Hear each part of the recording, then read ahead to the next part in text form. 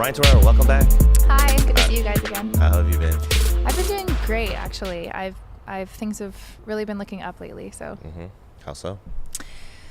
Well, I've got this little thing around the corner called the World Cup. So I know that we're going to dive into that. But yeah, you know, I think since I've last seen you guys and been here with you guys, a lot has changed. I was coming from, you know, some struggles and obstacles at that point. But a lot of those things have really come to fruition now at this point in my life. So it's been really great. So everything's coming together. So you're like on a high right now? It's crazy. Yeah. It's really crazy. And I don't want to take it for granted. So I'm so thankful for how things are going. But it has not come without hard work. That is for sure. So, but no, it's been good. I've been, just to kind of give, I guess, a general overview, I've been modeling full time. Okay. And I'm so blessed with an agency that is so understanding, and they work around my soccer schedule, which is so rare. Right. So I'm, you know, doing soccer full time and modeling full time, and that's really taking up every day that I have available. But that's like the ultimate, right? it's crazy. I think you're gonna make like on the models on that world jealous, and then you're gonna make the sports, you know, the athletes on this side jealous, right? I will say that my sports athletic career does give back tenfold to modeling. But What does that mean? What do you mean? So I think just in the fact that I can actually I actually have an athletic ability, and I don't look super uncoordinated running, or I can, you know, I can do a lot of, you know, sports brands, like major brands. I've worked with, oh my gosh, Nike, Reebok, Adidas, Asics, everybody, you know, so it just allows my reach in the athletic sports fit modeling world to be so vast, because I can do so many of these activities, you know, and not, you know, look super uncoordinated on camera. Yeah, but, which is super important for the brands, right? Because it's authentic. No, exactly. Yeah, but you're telling me earlier, you know, in our private conversation that you're not even like into, that's not your style, right? No,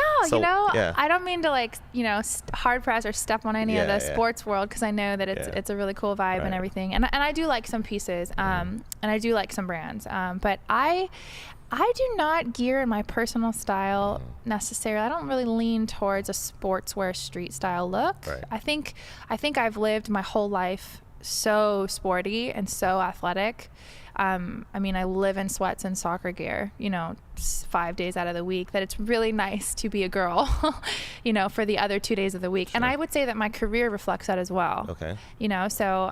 So you're saying you prefer that kind of job and shoot? I think doing anything that kind of challenges me and is outside of my general box of comfort is really nice. So I can do all the sports stuff easily, running, you know, weightlifting, even crossover sports, like, you know, I did a swimming commercial for Samsung, you know, so for things like this. Swimming commercial for Samsung? How does that work? I know. It was a Samsung waterproof watch. Okay. Yeah, and I was swimming with it. Okay. But yeah, so it's nice to do a lot of those like lifestyle, more commercial print fashion type things, like swimwear, clothing brands, like. It's just fun. It's just different. It's a nice change of pace from my sports job to sportswear shooting. You know, it's just a nice change of pace. So, yeah. Right. But you're super excited about the World Cup now, right? I don't think I've quite accepted or swallowed that reality yet. That it's happening. Yeah, but it's like it's like a month, right? Yeah. So it's on June 7th is the kickoff date. Our first game is on June 11th, though. We play Sweden. So we have the group F, which is a really tough group. But we welcome it. Why? Because US is in it? We have USA. And, you know, Sweden's pretty good. Okay. Sweden's really good as well. We can't just like... Sweden's not going to be easy at all. They are so you're not a US citizen? What's going on here? So I am a US citizen. Okay. I'm a double citizen. My mother was born and raised in Chile. My whole family is actually in Chile. So my dad was born here in Chicago in America, but that family's incredibly small. It's just my dad and my grandpa. That's it. So the entirety of my family is actually Chilean. So is it Chilean, or I always thought it was Chilean? It's both. It goes back and forth, yeah. But yeah, so my mother was born in Chile, and she grew up there till about middle school, and then she moved here. They moved here for opportunity. At that point, I think that the Chilean economy has really improved since then, and the political state. But at that time, you know, in the 60s, 70s, you know, it wasn't necessarily where it's at now. So America had such opportunity, you know. So they moved here. and then, you know, grew up here, and I was born here, but my whole family, my extended family, my uncles, you know, aunts, cousins, they're all still in Santiago. Right. You identify as like pretty Chilean, right? So family culture wise? I think home, my home obviously is United States. This is my home. I'm comfortable here. I know how I enjoy the culture here, and I love it. But at the same time, I definitely have an entire other side of what I know to be home as well. But it wasn't like you grew up with a dual citizenship, did you? No, so I obtained dual citizenship. Okay. Yeah, it was a strategic, professional soccer move. Yes. Okay. And, because when did that all happen? So I wow, that's a story. So I took a little break from soccer. I think back in 2016 and 17, and I actually. That was right when we had our interview. I got in a really severe car accident and hurt my back, was in a major lawsuit, which kind of restricted me from talking about it, doing any athletic activity, being active in the soccer world. So I had to take a step back. I was told by doctors, because of the injuries, that I might not be able to comfortably play again, you know, so I started pursuing things like modeling and like things like branding and other areas of interest and creatively that I have.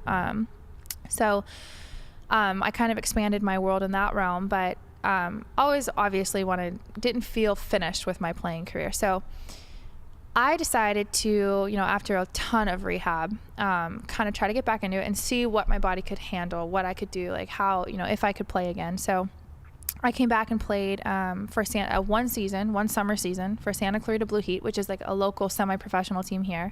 Division 2. I mean, we only call it semi-pro only because of the way that it's structured in terms of like women's soccer and US soccer, right? Yeah. But it's Division 2. It's Division 2. Yeah. So mostly pros and college players, right? Yeah, like top college players. So, and Santa Clarita Blue Heat is the reigning national champion, you know, so, you know, they're very, very, very one of the better teams there. So for me, it's local. It's a good place for me to see if I can handle training every day. It's a good place for me to see, could I handle in goal? Could I handle contact? You know, can I manage this again? Like, how would I feel? How's my back going to feel? You know, is this going to hurt me in ways that I wouldn't expect? And it was good. I was able to handle it. You know, I don't think I was at the top of my game at that point, but it was a great place for me to get back into it. Ease into it. Were you the starting keeper? Yeah. Okay, yes, you were. We went to a national championship. We lost in the finals in the to a team overtime. that you guys had beaten before, yes, right? Yeah, overtime finals. And actually, I was taken out of that game because I had gotten tackled in overtime, the 100th minute of overtime in a national championship game, and the girl took out my knee. Oh, you got hurt in that game. I came out. We were tied 1-1, and then the backup goalkeeper went in, and she, you know, it's tough to come in cold. It's so hard. Yeah, she's a great goalkeeper. She's a great goalkeeper. It's so hard to come in a cold environment, sitting at 100 in, you know, the national championship game. You haven't played most of the season. I mean, it's like so hard. So we got scored on pretty much 2 times consecutively after that, and we lost. But regardless of that result, it was a good place for me to kind of get back into playing again, you know. And then after that, a couple months later, I decided to go out to Chicago and really, really test the waters back in like a very, very high level professional environment again. Did you choose Chicago, or was that just the opportunity that was there with the team? So the goalkeeping coach at Chicago, he's not there this season, but he had been there for the last few seasons. His name is Jordy King, and I grew up training with him. He was trained and coached by my goalkeeping coach, Ian Foyer, who was the previous LA Galaxy goalkeeping coach. So it's a small world in the goalkeeping community. It is a very small world. So he reached out to me. So fun fact, he reached out to me for the previous 2017 season to come out and fill in as one of the 3 keepers. They only had 2. They needed 3 when Alyssa Nair would go with the U.S. national team. I couldn't because I was not physically fit to play at that point. And the Santa Clarita Blue season was that following summer. So I told him, you know, when he called me, I haven't played. I haven't ran in months, and it's been a year. Like I'm not physically ready to play. So I kind of kept that in my back pocket and kept that in mind, that there was an interest at Chicago for me. And if I were able to come back again, that would be a place that, you know, I could try to see if there would still be a place for me there. So after the Blue Heat season, I trained for the winter months and then reached out to the goalkeeping coach again and said, hey, I'm in much better condition. I just came off a national championship game, a 4-month season. Things are completely different. Like, could I come out and could you evaluate me and see if that position would still be available? He's for sure, come out, no problem. So I went out there in February, went through like a 2-day trial, and they said, yeah, we think that we'd love you to stay. Obviously, it's going to be incredibly competitive with Alyssa Nair, who's one of the best goalkeepers in the world, arguably. Emily Boyd, who's also an incredibly great goalkeeper from Cal Berkeley. She was just drafted there. And but it'd be a great environment for you to get back into the professional world. You're training with one of the best goalkeepers in the world, a great goalkeeping coach who's been in and out of the national team goalkeeping training as well. So is she on the U.S. team, by the way? Emily? Yeah. I think she was on the U23s. Okay. Yeah, so she's, so just the training environment, the level of competition there on the field. You have Sam Kerr, Julie Ertz. You've got some of the best players in the world, Casey Short, on the team that you're training with every day. It was the best place for me, I think, to really reignite my playing career again, and also I think my belief in myself again, to be able to play after dealing with the circumstances that I had dealt with. So and then of course, as we know, in any world, resume is a really big thing. It just, unfortunately, it matters. Sure. So I think being active and relevant in the soccer world again kind of opened some doors for me in areas of interest for me with do I have dual citizenship? Could I actually play at an international level somewhere? And so the interest came from from Chile. From Chicago. Yeah, the interest came from Chile after my season with Chicago, which totally makes sense. It's one of the best leagues, if not the most competitive league in the world, the NWSL. Yeah, so it allowed me to kind of reach those connections that maybe wouldn't have considered me because I wasn't really actively playing, before. So from there, got in contact with the agent who represents and the scout for Chile. And then, they kind of looked at where I'd played and who I was playing with at that time and asked me to come out for one of their training camps. And here I am. Wow, yeah. That's crazy. It came full circle, right? Yeah. It's crazy. So it's just never would have expected it. So then you're on the team, obviously, right? For the Chilean national team. Yes. Okay. And how many goalkeepers are on the squad? We have 3. So we have Tiani Endler, and she's again an amazing goalkeeper, great competition. I think Alyssa Nair, I find this pretty funny. I think Alyssa Nair was rated number 1 in the world in some soccer ranking that I read a couple weeks ago, and Tiani Endler was ranked number 2. Oh wow! So I'm like, of course, the 2 goalkeepers that I compete with are 2 of the best in the world, which I think is pretty cool. So she's also the goalkeeper for PSG. Okay. Paris Saint-Germain. And then Natsi Campos, and she plays on Universidad Católica, which is a semi-pro women's team in Chile. Yeah, so they don't really have a full developed professional league in Chile yet for women. So they have to go around scouting and seeing active players, right, to do their due diligence. Right, okay. Exactly. So where are you on? So out of the 3, where is your position on the squad right now? Well, that would be a question for Mr. José Letelier, but he's the coach. He's the head coach. Yes, and I'm absolutely in competition for position number 2. Tiani has been there. She's the captain of the team. Yeah. She's a great leader, great goalkeeper. I think she's been on the squad, and I could be totally wrong about this, but I think she's been for a good 5-6 years, been starting goalkeeper. So she's really has her crown and has her position. Right. And it's different from other positions, right? Goalkeeping. Yeah, goalkeeping is different. They stay there for 25 years, right? I think Hope Solo was there for 15 years or something like that. I think I went through an entire 2 degrees in college, high school. Yeah. Experience really matters in that position. I know. It's less about speed and fitness, it's right? It's like a fine wine. Yeah. We age with grace. No, I think it's just it's so okay. A lot of goalkeeping coaches in this world do not understand how to coach goalkeeping. It is not just physical. Sure. It is mental. It's so mental. The better your decisions are, the better, the more you prevent, the more you communicate with your defense and you organize things correctly, the less you see. And it's all decision making. Yeah, it's such a mental game. Presence, right? So with experience and time and age in the game, you just have such more to pull from. Right. Yeah. So. Right. We tend to be better on the older side. Right. So remember the story I told you about how when we first like played against each other, you were playing goalkeeper, and you did the forearm shiver into my shot. I was like, oh my god, this girl's taking it seriously. Sorry, guys. That was like the funniest. Yeah, no, that's good. That's what I'm saying. That's how it takes to become a national team keeper. I've chilled out a lot since then. I can understand friendly competition and have fun with it. I think I was still in my young buck stage where. That's hilarious, right? That's embarrassing. But you know what's funny is, or interesting is the coach is a former keeper though, right? Yes, yeah. I love this. I've not had the pleasure of having a goalkeeping coach be my head coach, and it's so different. So he's the head coach and he serves as the goalkeeping coach as well? No, he's not, but he was a goalkeeper. Right, that's his position. Yeah, so I think I feel so grateful for it. I think there's. It's a double-edged sword, though. It is. Yeah, you can't pull anything on him, right? Well, the thing is, when he corrects us and he tells us something, it's not like we can argue, well, you're a field player, you don't know better. Yeah, you can't. He calls you on it, right? Okay, but then coach, can you also say, like, Coach, that was like 35 years ago. It's a little different now. No. You don't do that? The game is different. We don't have sweepers and stoppers anymore. No. No, he...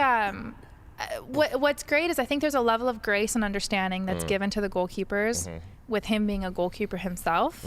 He understands the pressure, the mental side of it. There's just a level of understanding that he gives us that I just have not had with field player coaches. So you're saying there's an extra level of sensitivity from him? I think there is. And I mean, in the right times and the right areas, he obviously is very critical and tough on us because he has such a high expectation of us because he understands the position so well. He knows what it takes. He knows what is required of it. But at the same time, I think he knows. I think the thing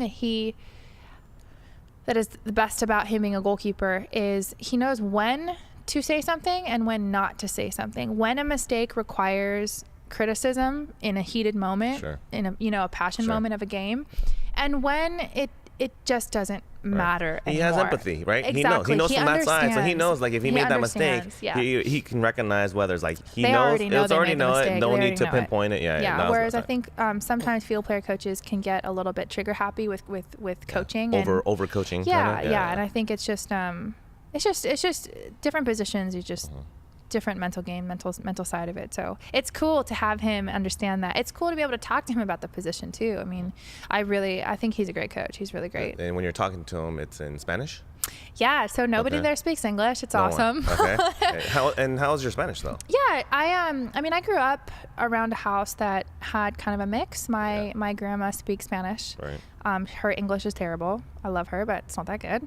So, I grew up with her speaking Spanish to me, but I always responded in English to her. Oh, so when you're yelling at your teammates, you're speaking grandma Spanish to them, right? Right? Like some words are like pretty much. Right. They think it's pretty funny. I know that they found a lot of entertainment in correcting my Spanish all the time, and that's okay. I'll accept it. But you can flow back and forth, no problem. Yeah. Right. I mean, contextually, I understand everything. Conversationally, I understand everything for the most part. On the field, I speak only Spanish, and with a team, only Spanish. So, but what's great is that I do have a foundation of it. So it's kind of just coming out of me sometimes. I don't even realize it's improving, right? Oh, so fast. Yeah. Was it a requirement for you to be on the team? Like, was that one of the kind of the requirements when they asked you? Okay. Yeah, absolutely. So that's something that I've taken really seriously, and I mean, I'm so grateful that I did have a foundation, because I think if I was starting, cold turkey with nothing, I don't know that it would flow as well, because I mean, in the heat of the moment, with forwards running diagonals and all this stuff, I have to be able to articulate the things that need to be fixed or the things that are going wrong immediately. So when you're on the field, you don't catch yourself speaking English or yelling in English and all of a sudden having to I have to speak only in Spanish. Yeah. Okay. Yeah, it's pretty crazy actually. Yeah, it's cool though. I like it. It's fun. I mean, it's fun to. It's been challenging, but it's fun to be able to see myself do this position and give the information that I know in English I need to give in Spanish, and see it actually, them register it and them do it. It's pretty rewarding. But the tournament is what, in June, right? It's barely a month away, right? The team isn't like finalized at this point in terms of It pretty much is. Okay. I know that the rosters are being released. I think the US roster was just released. I think another team's roster was just released. I can't remember. But yeah, we're going to be releasing it soon. So what we're doing on Sunday, I'm going down to Santiago along with all of the other professional players who they play in Spain and France and Brazil and different countries around the world. we are all meeting down in Santiago. We are going to train for about 2 to 3 weeks, probably have a friendly or two in there. And then we're flying to Germany, I think at the 26th or 27th of May, something like that. And we play Germany on the 30th. So it was our last friendly leading into the World Cup. That's going to be a really tough game, but I think it's important for us to play against opponents that are really physical and difficult because we have USA around the corner, So we play Germany, and I believe the roster will be finalized obviously before that, and then that'll be the team that goes to France for the World Cup. So so in Group F, there's 4 teams, right? Yes, Thailand, Sweden, and USA. Okay. And do 2 teams advance or 1? No, I think in the Women's World Cup, isn't it 3? Yeah, it's 3 in the Women's World Cup. 3 are going to advance out of the 4? 2 in the Men's World Cup. Yeah, but 3 out of the 4? It's 3, so we have to win 1 game to get out. Got it. Okay. And then are there any interesting kind of personalities or matchups on the U.S. team that, you know what I mean? Well, it's really cool because, obviously, I don't know all of them personally, but I've played with a bunch of them at Chicago, and I know how they play now, and you grow up watching the team that you know, the country that you live in, so you know the team and everything. But it is interesting. I think it's going to be really cool to see our midfields match up. Julie Ertz is so smart, so tactically aware. So we've really been working on having a very strong center midfielder and a centerpiece there who can manage that and be able to deal with that, the intellect that we're going to be facing, and then give it back, And so I think that's going to be a really great game. So then what's the are they ranked number 1? U.S. women's? I actually don't know. They're probably top 3 though, right? I think the top teams are going to be USA. Japan's obviously always a competitor. I know that France, Australia, and England right now look really strong. So I think those teams are going to be just giants in the World Cup and teams to watch. But soccer's a cruel game. Yeah. Anything can happen. Right, because anything can happen. This is Chile's first World Cup. First World Cup. Right. Yeah. And you guys advanced because of Copa America. Right. Yep. You guys were runners up? Or? Yep. Okay. No. Yep. You guys lost to Brazil. Yep. In the final. Brazil. Yeah. Yep. And how was that? So I actually wasn't there yet. You weren't? No, okay. I wasn't there yet because they had contacted me after the season with Chicago. So I would say I got into contact with them around August or September, something around there. So I wasn't there yet, and I was having issues with my citizenship at that point. So while I was obviously training with the team and trying to find my position in the team, I couldn't officially be rostered until you're a Chilean citizen. So that was frustrating because there was a lot of things and games and matches that I wanted to be a part of that I couldn't. But it kind of all came together at the beginning of this year, so it's all good now. Was that like a very weighty decision for you though? Because there's a certain, from a lifestyle perspective, right? Dual citizenship is no big deal, right? Yeah. But from a professional sporting soccer world, right? You can't go back now, right? No. Yeah. So as soon as you cap, with the team, you can't go back. Yeah. Persona non grata on the U.S. team now. I think growing up here, obviously growing up here, you're 8-9 years old, you want to play for the country that you grow up in, and you watch these players, and I still look up to a lot of those players. There's no shame in that. This is my home. I'm from here as well. But I think for me, there's a point in your career where you really have to weigh, what do you want to do? How can you do that? What are the steps to take to actually accomplish it? And what are the sacrifices that needed to be had to be able to accomplish it? So in looking at that, if you like we spoke about, goalkeeping position it's a position of just a long reign. There's not much change in it. So Hope Solo, pretty much until I was already out of college by the time she finally retired. There was just no one was going to be play. The forced retirement? Yeah. The forced retirement? Forced retirement. Okay. Yeah. I have my own opinions about that. I know. Let's talk about it. What do you? I have my own opinions about that. I do too. It's a good thing. No, but she was just the reigning goalkeeper, and then after her they've Alyssa Nair had played under her for so long. She's so experienced, and then they've got Ashlyn Harris. They've got some other incredible goalkeepers who have all this experience. So I think the likelihood of breaking into that tight-knit goalkeeping squad that has been there for decades is not high, and that's okay. That's a truth just to be had. That's okay. Yeah. But to be a goalkeeper who still wants to compete on the international level, the fact that I'm lucky enough to have an opportunity to play for another team with maybe less of a tight knit goalkeeping squad, that I could break into, and one of the 3 that actually go on the roster, to be able to have a World Cup and potentially the Olympics next year. And at my age, I'm 28 years old. I'm not 23 where I have 4 World Cups to try to break into it. At this point, if I do want to have a family and kids and have any of these things, I do have to take that into account. So, with kind of looking at all of these options and all of these different circumstances, it was a decision had to be made, and I made it. And it's actually been really much more rewarding than I thought it would be, because it's kind of reignited this pride of this culture in the country that my family comes from that kind of got washed away a little bit. You're saying for your family? For my own family, yeah. I mean, all those the Chile flags are all popping up now. Yeah, I know, it's funny. Right? Yeah, they got jerseys. It's funny. It's true though. You know, my mom and her family came here as legal immigrants, and while there obviously is a pride and a love for where she comes from, her home. Yeah. At the same time, there's a reason why they left. Sure. So to adopt American culture in this country and make it her own, she didn't abandon where she came from, but it really was a place in the past. Right, it was a thing of the past. It was a thing that she left. Right. And there isn't like this. Here. It's not like there's this huge Chilean community here in LA. No, there isn't. Right. There's one Chilean market that I know of in the entirety of LA, and that's it. There's not. There's not at all. Yeah.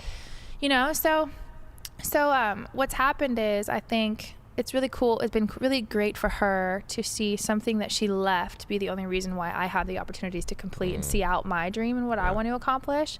And then it's also reignited this pride for her of where she comes from, a place that she left because there wasn't necessarily such great opportunity there. Sure. So it's come full circle. Yeah. But are you guys like talking about where you're gonna watch some of these games? That would be cool if it was like a restaurant, right? Chilean food.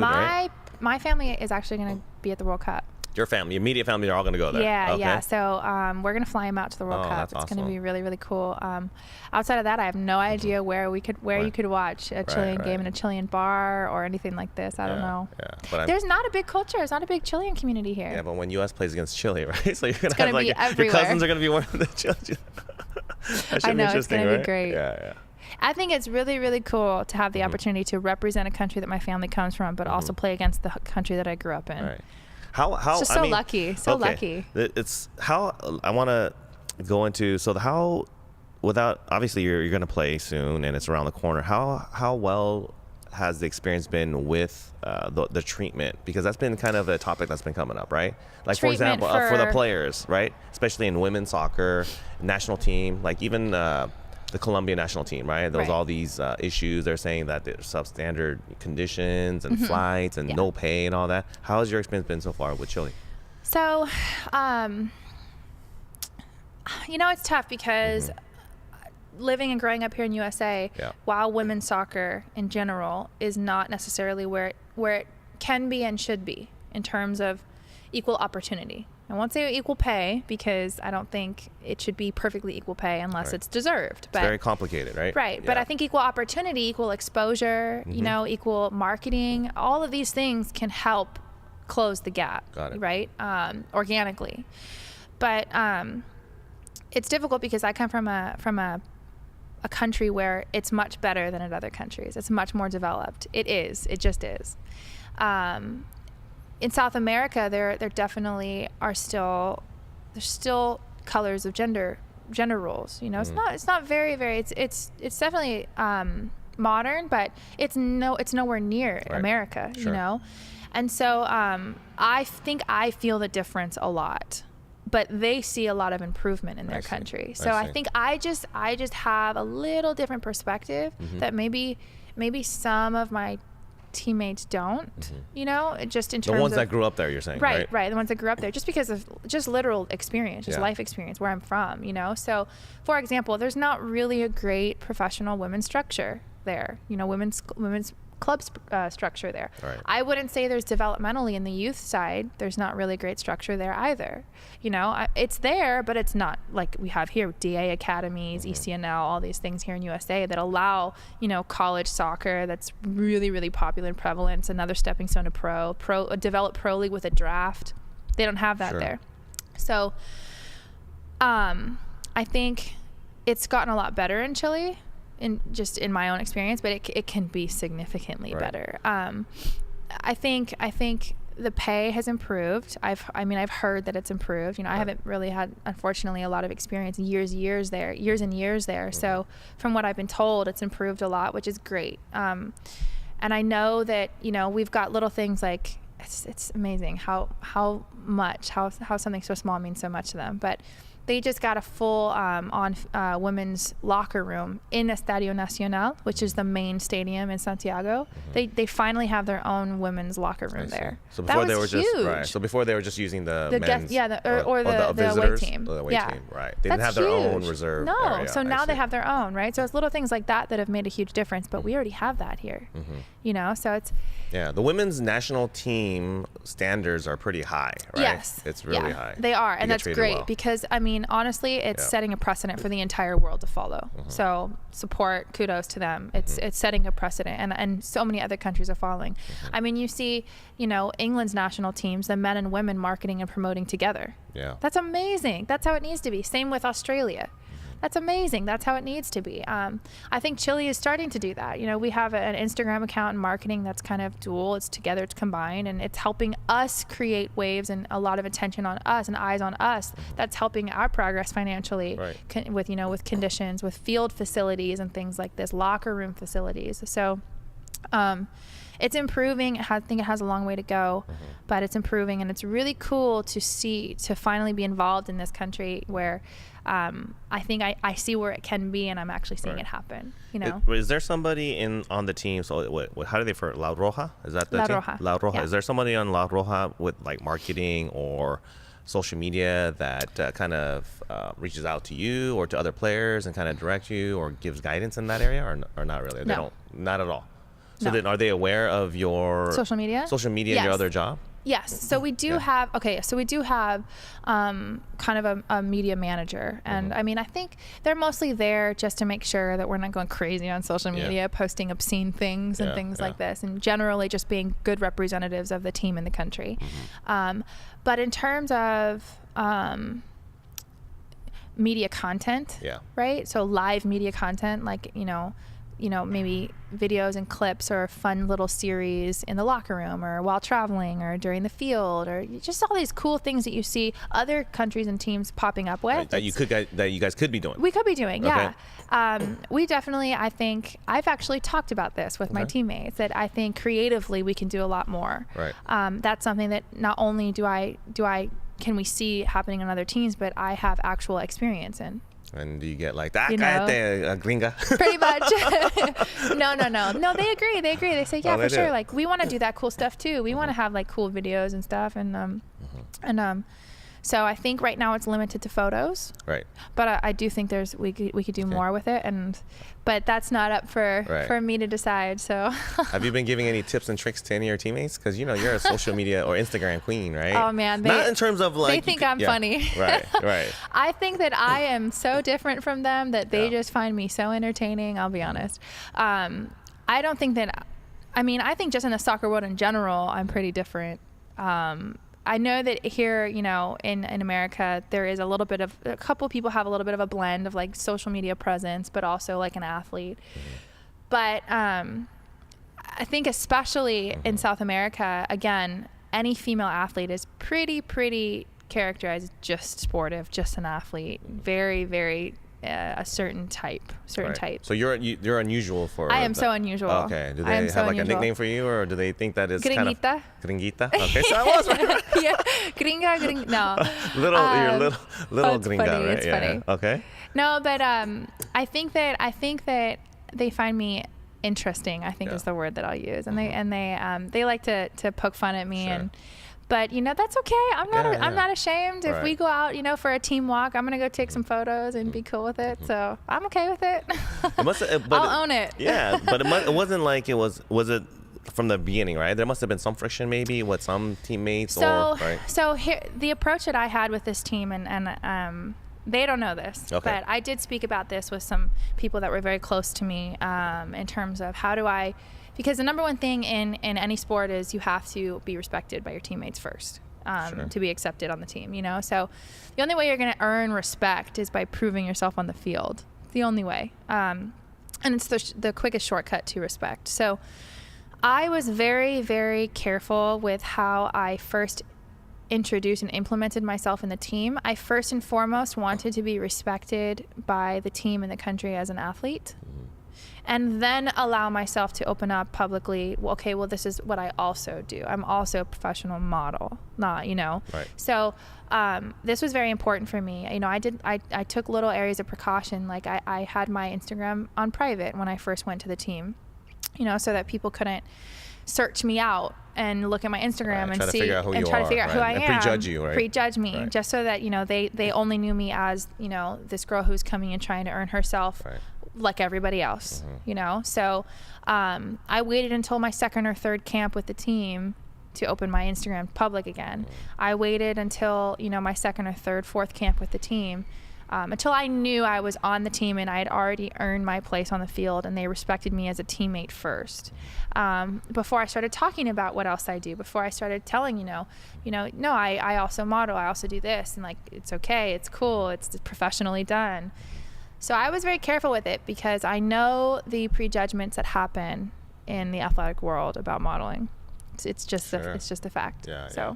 Well, we're definitely gonna root for you, right? No, thank you so much. It's gonna be a little bit divided when you're playing tough. against US, I know, right? But personal That's okay. connection, affiliation, right? Obviously, right? Yeah. And then we're gonna catch up with you again, right, before and during, so it'll be awesome. Yeah, right? let's do it. Absolutely. Yeah. Thanks so much for having me. For sure. Guys. Any last words to your supporters and fans out there? No, I just I think that the growth in women's soccer has been amazing and tenfold, and it's because of you guys, and it's because of all this content, and it's because of people just really taking the time and the effort to give us a platform, to be respected as athletes and people and make our stories be heard and known. So I'm just appreciative of everybody who's supportive of us, because it makes a huge difference. Trust me. Great. It makes a huge difference. Thanks again for joining us. No, thank you so much, you guys. Thanks, guys, for listening to the Urban Kids Podcast, The Beautiful Game.